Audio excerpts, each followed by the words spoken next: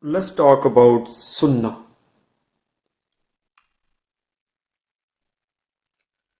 Each one of your denomination has different Sunnah to follow. Different Sunnah. Like there is a great dispute over Sunnah. Like action of Muhammad. Some say this much beard, some say that much beard. Eating with your right hand is Sunnah.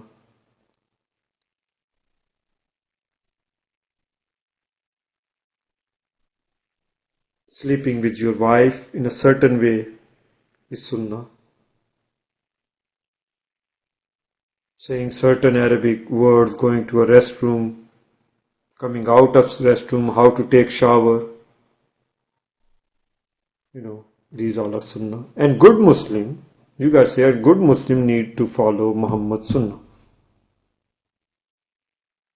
So then you can enter into a paradise.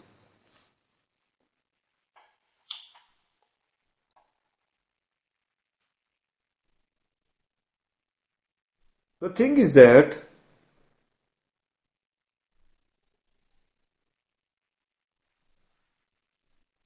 you have so many different Sunnahs, you don't know which one is the right one and which one is the wrong one. First of all, when it's come to beard, let's start from beard. Some say Muhammad had this much beard, some say this much, some say this much, some say like this much, if you can hold your beard this much and cut it from here, that was the Muhammad beard. Like when you're going to sleep with your wife, you have to, before sleeping with your wife, you have to say something in Arabic. I do not have it top of my head. But you can find it, go online and you will find it. All these nonsenses. What it has to do with God. I mean, if you want to idolize Muhammad, that's your own choice. Nobody is stopping you to do that. Nobody.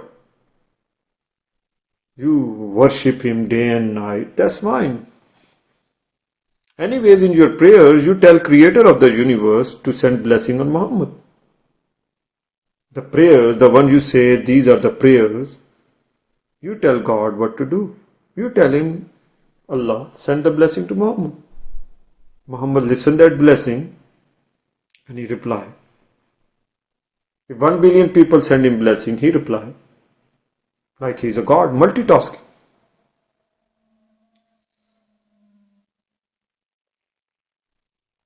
Eating food with the right hand, with your licking your 3 fingers. Some hadith are if you don't feel like you're, licking 3 fingers, you can stick in somebody else's mouth. That's hadith too. I don't know if it's zaif or not. Maybe you guys make it zaif tomorrow. Anyways, your hadiths are changing like a season. At the beginning, there were few, they grow in number. Later generation came, they realized there is more saying of Muhammad. And later one saying, when later generation came, they realized there is more. If some hadith were in 19th century, I'm just saying, if some hadith were like authentic, in 19th century, in 20th century, those became weak hadith or unauthentic, in other words. So it means the one who were 19th century Muslim, they died as a disbeliever because they were following all that time wrong hadith. But 20th century scholars came, they were more smarter, they figured it out and, they were rightly guided. Seasons. So anyway, you guys believe in these things. And what it has to do, sleeping with your wife has to do with God. Or eating with your right hand has to do with God. You're doing that because you want to live.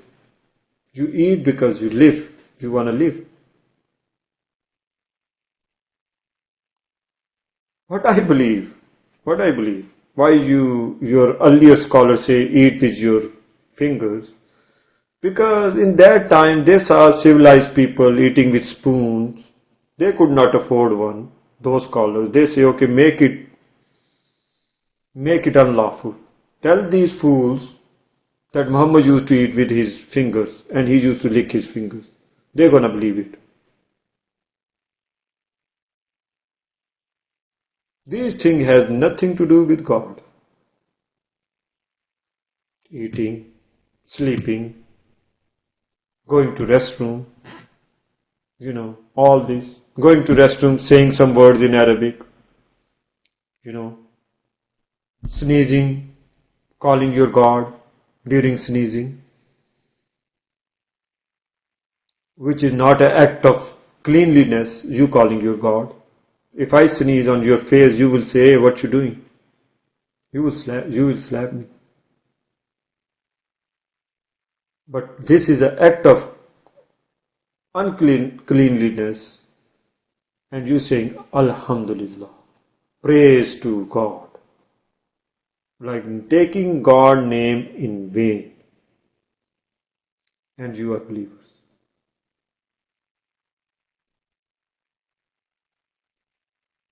Silly questions. If I go online and some are so embarrassing questions, I do not even feel like to put in this video. Those questions. What Muslim scholars answer when they answer to their followers' questions. So silly questions. But it's okay. You know Muhammad very well, I guess.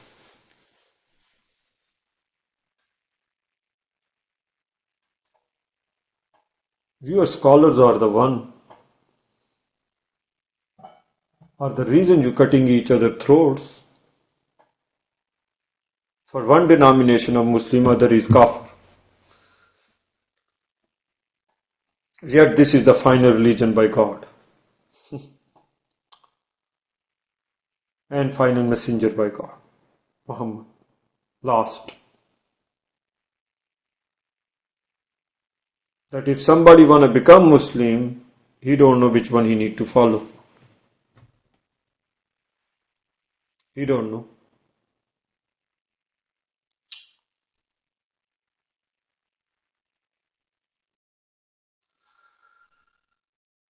By the way, the reason you guys are so misguided is only one reason. Denying of messengers of God. Your whole religion, the beginning of your religion, the whole religion is based on denial of messengers of God. That's all. That's why you guys are never guided. From very beginning. You wanna go your own.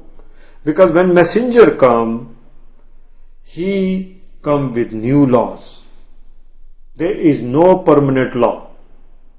Some laws are temporary laws by God for people. Okay? From God. And messengers are the one who tell believers actually. Not disbelievers, believers. Messengers always come for believers. It is your theory Muhammad came to disbelievers. First time God is trying to convince disbelievers by sending them a messenger. You are so idiots. You believe that. You believe that God sent a final messenger, who's supposedly final messenger, by your point of view, not by God's point of view. I'm going to debate that. If any of your scholar has courage to debate me. So that messenger came to disbelievers, idol worshipper of Makkah, Christian and Jews. So God sent messenger to idol worshippers, disbelievers. That means God tried to convince them, hey, come on, I send you a messenger, come on, listen to him. Whereas, if we look stories inside the Quran, you can clearly see nowhere God trying to convince disbelievers to believe Him. What He do? For disbelievers there is always warner, a messenger who is warner, not for their guidance. He just tell them, okay, this is coming for you guys, or punishment, that's all. So Muhammad came to disbelievers. First time. Every lies about God. Like I say, you are just war against God.